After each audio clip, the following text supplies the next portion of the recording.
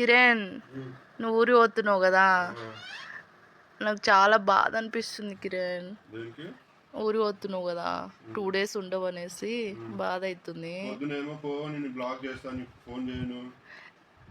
ఆ తర్వాత మాటలే కానీ ఊరికి ఎవరు లాక్కి కానీ నువ్వు ఊరి పోతున్నావు కదా, ఆ బాధలో నాకు చికెన్ తినాలనిపిస్తుంది.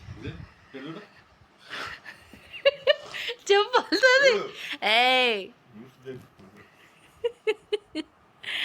కిరణ్, ఆ బాధ మొత్తం పోతుంది కిరణ్. కిరణ్ కిరణ్ ప్లీజ్ కిరణ్.